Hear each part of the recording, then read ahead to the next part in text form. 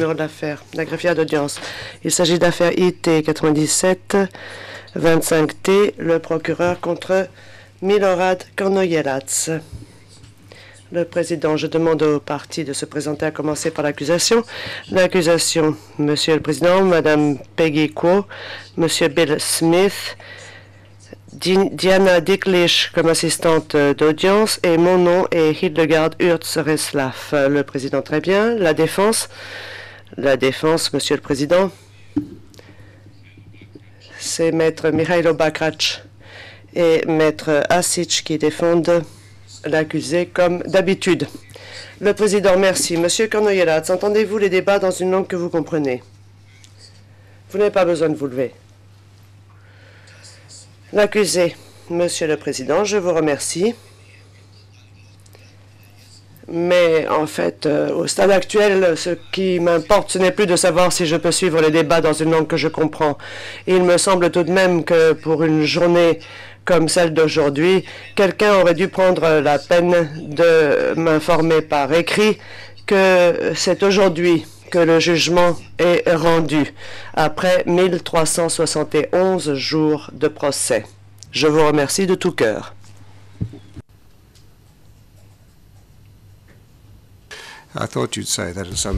Le président, je m'attendais à ce que vous disiez ce que vous venez de dire à un moment ou à un autre, Monsieur Kornojelats. Je vous prie de vous asseoir.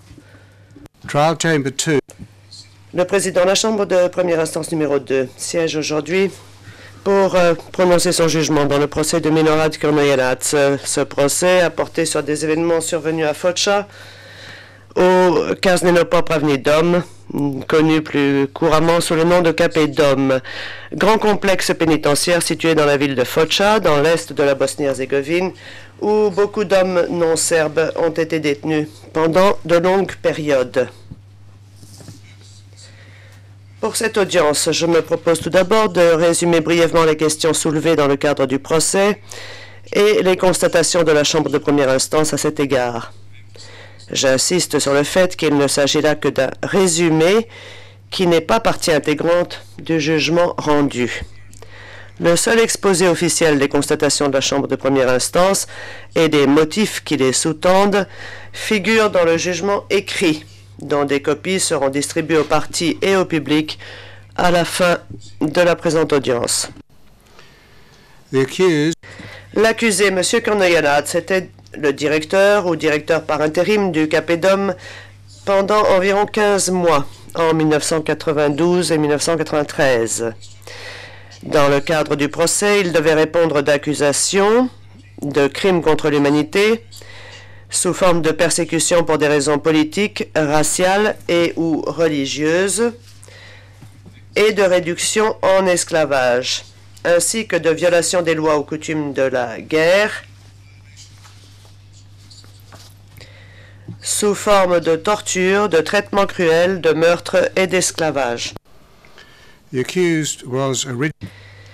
Initialement, l'accusé devait également répondre d'infractions graves aux conventions de Genève de 1949 sous forme de torture, du fait de causer intentionnellement des atteintes graves à l'intégrité physique ou à la santé, d'homicide intentionnel, de détention illégale de civils, du fait de causer intentionnellement de graves souffrances et des traitements inhumains.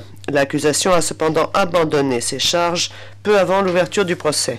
During the pleading stage, lors des discussions relatives à l'acte d'accusation, avant l'ouverture du procès, l'accusation a concédé qu'elle n'était pas en mesure de prouver que l'accusé avait personnellement participé aux événements censés s'être déroulés au Capé Dom. L'accusation a préféré alléguer qu'il adhérait à une entreprise criminelle commune visant à commettre les actes incriminés. Elle avait déjà allégué que l'accusé avait aidé et encouragé ceux qui avaient personnellement participé à la commission des infractions en question. Le procès s'est donc ouvert sur la base de ces formes de responsabilité individuelle de l'accusé, mais également de sa responsabilité pénale pour les actes de ses subordonnés en raison de sa position de supérieur hiérarchique. Le principal argument soulevé par l'accusé lors du procès a consisté à dire qu'en raison de la présence de l'armée dans le Capé Dom, la prison était divisée en deux sections, une civile et une militaire. L'accusé a soutenu que, bien qu'il ait été officiellement nommé directeur du CAPEDOM, ses pouvoirs étaient limités à la section civile, dans laquelle il n'y avait que des condamnés serbes et une unité économique. Selon l'accusé, les détenus non serbes étaient sous la responsabilité du commandement militaire et aucune responsabilité ne pouvait lui être imputée pour les crimes commis au CAPEDOM sur la personne de ces détenus. La Chambre de première instance a rejeté cette version des faits. Elle est convaincue que l'accusé détenait tous les pouvoirs associés à la fonction de directeur du CAPEDOM et qu'il les a exercés dans les faits, notamment sa responsabilité de supervision vis-à-vis de tout le personnel subordonné et de tous les détenus du CAPEDOM. S'agissant des allégations de persécution, la cause de l'accusation reposait essentiellement sur les mêmes actes et incidents que les autres accusations portées en l'espèce. C'est pourquoi nous laisserons pour la fin les remarques relatives aux accusations de persécution. Lorsque le conflit a éclaté au début de 1992, un grand nombre de civils non serbes, dont la majorité écrasante était des musulmans, ont été arrêtés dans Foča et ses environs. Et beaucoup des civils de sexe masculin ont été transférés, se reprend l'interprète, au CAPEDOM. La défense a soutenu qu'il s'agissait de prisonniers de guerre et que leur mise en détention était donc légale. La Chambre de première instance a rejeté cet argument. Un petit nombre de détenus avaient été des combattants, mais il ressort nettement des circonstances de leur arrestation qu'ils n'ont pas été faits prisonniers en cette qualité. Parmi les détenus, il y avait des jeunes et des vieillards, des malades, des blessés, des handicapés physiques et des personnes souffrant de troubles mentaux. Rien dans le dossier n'indique que quiconque a été appréhendé en application d'un mandat d'arrêt valable. Ces personnes ont été arbitrairement détenues pendant des périodes allant de 4 mois à 2 ans et demi. Aucune n'a été inculpée d'une quelconque infraction et il a été établi que leur détention était illégale. Bien que l'accusé ait joué un rôle dans leur maintien en détention et que, comme l'a constaté la Chambre de première instance, il ne disposa pas du pouvoir d'ordonner unilatéralement la libération de quiconque, il savait néanmoins que leur détention était illégale et que ces actes ou omissions contribuaient à la poursuite de cette détention illégale par les auteurs principaux de ce crime. Cependant, la Chambre de première instance n'est pas convaincue, au-delà de tout doute raisonnable, qu'il était animé de la même intention que ses auteurs principaux. Elle a donc rejeté la thèse de l'accusation selon laquelle il adhérait à une entreprise criminelle commune visant à l'emprisonnement illégal des détenus, mais elle a constaté qu'il avait aidé et encouragé les auteurs principaux de ce crime à le commettre. Les civils non serbes détenus étaient littéralement entassés dans les cellules, au point qu'ils ne pouvaient pas s'y déplacer sans entrave, voire dans certains cas y dormir allongés. Ils étaient isolés du monde extérieur et privés de tout contact avec leur famille. Ils vivaient dans des conditions d'hygiène déplorables. Ils étaient exposés à des températures glaciales en hiver et ne recevaient que des rations de famine, ce qui a occasionné des amaigrissements considérables allant de 20 à 40 kilos. Beaucoup de détenus ont été privés de soins médicaux qui leur étaient pourtant disponibles et les patients devant être pris en charge d'urgence n'ont pas été soignés correctement. Les détenus non serbes ont également été victimes d'un épuisant harcèlement psychologique pendant leur détention au CAPEDOM. Ils entendaient les cris de leurs compagnons de détention qui subissaient des sévices et des tortures et craignaient d'être les prochaines victimes. Chaque fois que des prisonniers ont tenté d'améliorer leurs conditions de vie, ils ont été durement punis par des passages à tabac et par des isolements au cachot. Du fait de ces conditions, la santé physique et mentale de nombre de détenus non serbes s'est dégradée, parfois fatalement. un détenu est effectivement décédé parce qu'il a été privé de soins médicaux et 19 autres ont conservé de graves séquelles physiques et psychologiques suite aux conditions de détention au Capédum. La plupart ont souffert d'amaigrissements graves et beaucoup ont été hospitalisés après leur libération, certains ayant encore besoin constamment de soins médicaux et de médicaments. Presque tous continuent de souffrir d'une forme ou d'une autre de troubles psychologiques, notamment de crises d'angoisse, d'insomnie, de cauchemars, de dépression ou autres. L'accusé avait connaissance des conditions de détention des prisonniers non serbes et de l'effet de celles-ci sur leur santé physique et mentale. Il savait également que son manquement à agir en tant que directeur contribuait considérablement au maintien de ces conditions en encourageant les principaux responsables à maintenir ces conditions de vie. Cependant, la Chambre de première instance n'est pas convaincue, au-delà de tout doute raisonnable, qu'il partageait l'intention des auteurs principaux de ce crime. Elle a donc rejeté la thèse de l'accusation selon laquelle il adhérait à une entreprise criminelle commune visant à imposer ses conditions de vie, mais elle a constaté qu'il avait aidé et encouragé les auteurs principaux du crime contre l'humanité consistant à imposer les dites conditions. Toujours en raison de l'imposition de ces conditions de vie, la Chambre de première instance a également conclu à la culpabilité de l'accusé pour traitement cruel en tant que violation des lois ou coutumes de la guerre, là encore pour avoir aidé et encouragé ceux qui ont personnellement participé à l'instauration des dites conditions. La Chambre de première instance s'est demandé si l'accusé devait, dans le même temps, être déclaré coupable des deux crimes issus de l'imposition de ces conditions de vie, cette fois en sa qualité de supérieur hiérarchique. La Chambre est convaincue qu'il savait que ses subordonnés avaient participé à l'instauration de ces conditions de vie, qu'il n'a rien fait pour les empêcher de les maintenir et qu'il n'a pas puni ses subordonnés pour avoir maintenu ces conditions. Elle estime cependant qu'il serait inopportun, sous le même chef d'accusation, de déclarer l'accusé coupable des deux formes de responsabilité dues à des mêmes actes. Et la Chambre juge que son comportement criminel relève davantage de celui d'une personne qui a aidé et encouragé les auteurs à commettre leurs crimes.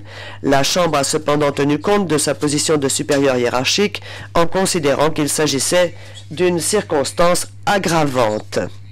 Lors de leur détention au Capédum, les civils non serbes étaient aussi systématiquement battus et maltraités par les gardiens de cette prison, ainsi que par les soldats et les membres de la police militaire qui venaient au Capédum de l'extérieur. Si l'accusé n'était pas responsable des actes de ces hommes, il l'était en revanche de ceux des gardiens du Capédum qui les laissaient pénétrer dans la prison pour y maltraiter les détenus. Plus de 50 des passages à tabac constatés ont été suffisamment graves pour constituer des actes inhumains et des traitements cruels.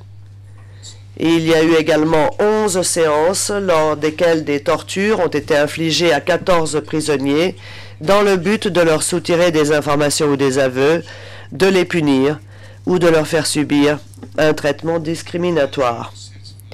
La Chambre de première instance est convaincue que l'accusé savait que des détenus non serbes subissaient des sévices et étaient maltraités de façon générale. Elle estime cependant que la preuve n'a pas été apportée du fait qu'il adhérait à une entreprise criminelle commune visant à faire subir des sévices aux détenus non serbes. Cependant, parce qu'il était au courant des sévices infligés et qu'il n'a pris aucune des mesures qu'il était tenu de prendre en sa qualité de directeur de la prison, l'accusé a encouragé ses subordonnés à commettre ces actes. La Chambre de première instance considère que dans ce cas précis, il est plus judicieux de le déclarer coupable des sévices en sa qualité de supérieur que coupable d'avoir aidé et encouragé les auteurs principaux de ces crimes. En revanche, et nonobstant le fait que l'accusé a été témoin du passage à tabac infligé à Ekrem Zekovic pour le punir d'avoir tenté de s'évader du Capedum, incident qui ne compte pas au nombre des faits incriminés dans l'acte d'accusation, la Chambre de première instance n'est pas convaincue que l'accusé savait que les autres sévices étaient infligés dans l'un des buts prévus dans les textes prohibant la torture, plutôt que de manière purement arbitraire. C'est pourquoi il a été déclaré non coupable de torture. La Chambre de première instance est convaincue qu'au mois de juin et juillet 1992, les gardes du Capedum ont fait sortir de leurs cellules des détenus le soir pour les conduire au bâtiment de l'administration afin de les battre. Les sévices duraient tard dans la nuit et les autres détenus du Capedum entendaient clairement le bruit des coups et les cris des victimes. Par la suite, des coups de feu ont parfois été entendus. Les gardes du Capedum ont été vus alors qu'ils prenaient part au sévice et du sang et des instruments ensanglantés ont été vus dans les pièces où avaient eu lieu ces sévices. Malgré les efforts déployés par les familles, la Commission d'État bosniaque pour la recherche des personnes disparues et le Comité international de la Croix-Rouge, on n'a jamais revu aucune de ces personnes après leur détention au Capedum. La Chambre de première instance a constaté que 26 personnes ont été tuées de cette manière au Capedum. Bien qu'aucun cadavre de ces personnes n'ait été retrouvé, la Chambre de première instance est convaincue, au-delà de tout doute raisonnable, qu'elles sont décédées après avoir été battues à mort, abattues ou en raison des suites de blessures infligées lors des sévices corporels subis au Capedum. Cependant, la Chambre n'est pas convaincue que l'accusé savait que ses subordonnés prenaient part au meurtre des détenus, ni qu'il aurait dû le savoir. Rien ne permettait donc de conclure que l'accusé était responsable de ces meurtres. S'agissant des chefs d'esclavage et de réduction en esclavage fondés sur le fait que les détenus auraient été soumis à des travaux forcés, la Chambre de première instance a demandé à l'accusation de montrer que les détenus n'étaient pas libres de choisir de travailler ou non pendant leur détention au Capedum. Le travail forcé n'a pas été accepté quand l'accusation s'est uniquement fondée sur le fait qu'un détenu estimait subjectivement qu'il n'avait pas le choix sans quelque base factuelle étayant ce sentiment, ou sur le fait que le détenu croyait que s'il travaillait, il aurait droit à de la nourriture supplémentaire ou à être autorisé à sortir de sa pièce de détention pour quelque temps. La question est de savoir si le témoin concerné a perdu le choix de consentir ou non au travail qu'il faisait. La Chambre de première instance a conclu que cette accusation n'avait été établie qu'à l'égard de 2 détenus. Ceux-ci ont été obligés de travailler au déminage, mais la responsabilité n'a pu en être imputée à l'accusé parce qu'il n'a pas été démontré qu'il savait ou aurait dû savoir que ces détenus avaient été contraints d'effectuer ce travail. Pour ces raisons, la Chambre de première instance n'a pas à rechercher si ce travail forcé constituait une réduction en esclavage au sens de l'exercice délibéré des pouvoirs conférés par le droit de propriété sur ces 2 hommes.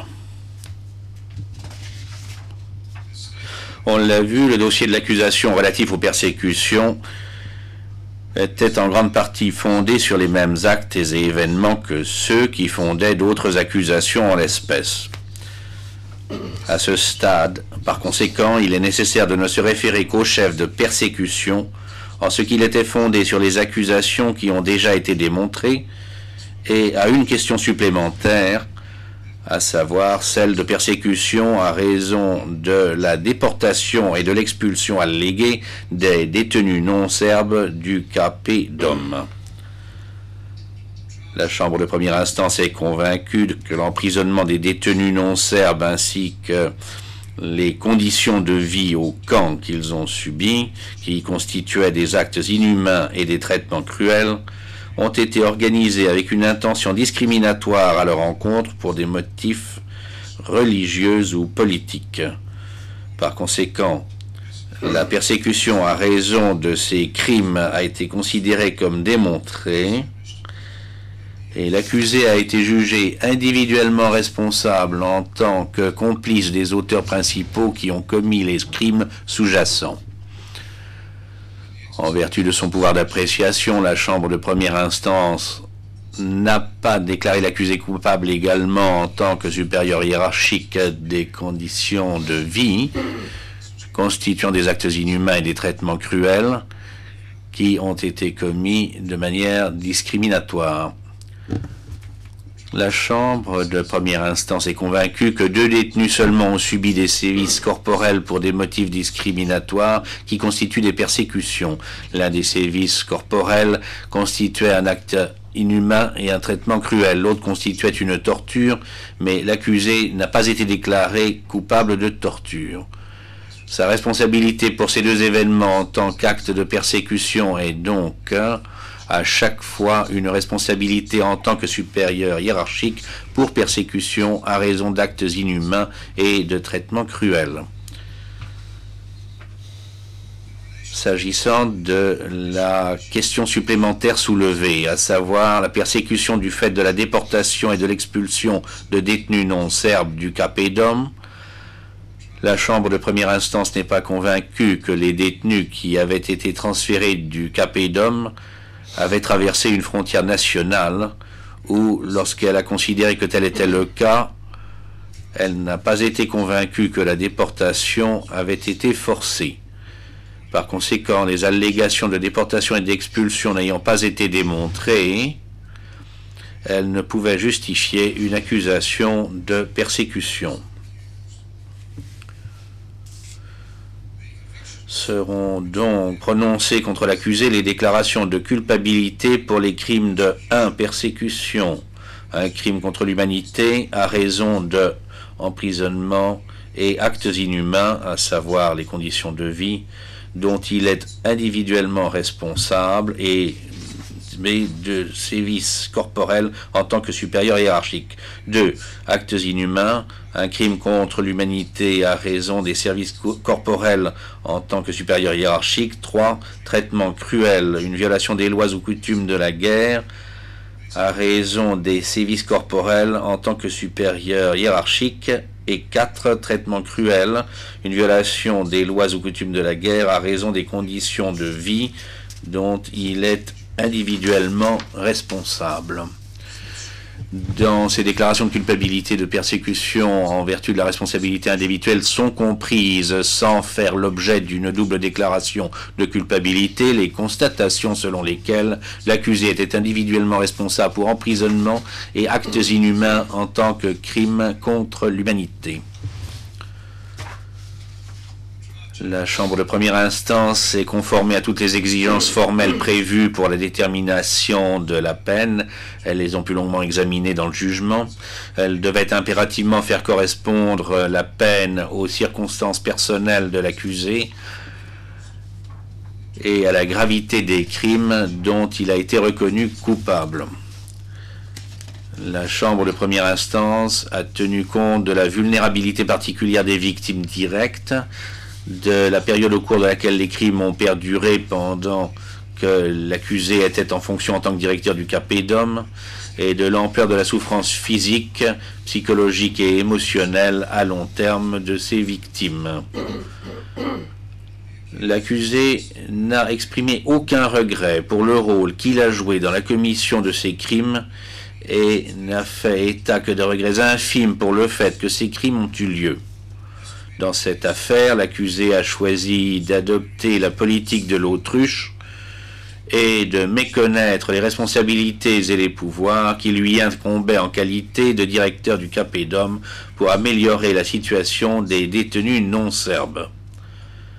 La peine, en l'espèce, vise à signaler clairement aux autres personnes qui, comme l'accusé, cherchent à éviter les responsabilités du commandement dont est assortie la fonction qu'ils ont acceptée, qu'un tel manquement ne restera pas impuni.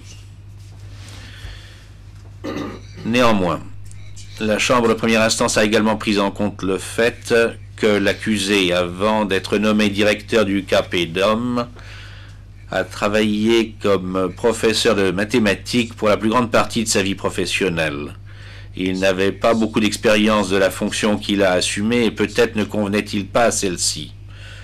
De plus, à la différence d'autres personnes qui occupaient des fonctions similaires à celles de l'accusé et qui ont été jugées par le tribunal, l'accusé n'a participé au crime qu'en ce qu'il a aidé et encouragé les actes criminels d'autres personnes.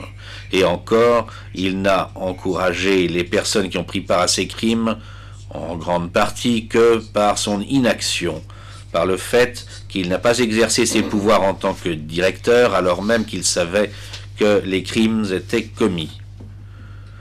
Ont aussi été présentés des éléments tendant à démontrer que l'accusé a agi pour aider des détenus qui s'étaient adressés à lui pour des demandes particulières et qu'il a tenté d'améliorer la condition de tous les détenus en obtenant davantage de nourriture pour le CAPEDOM.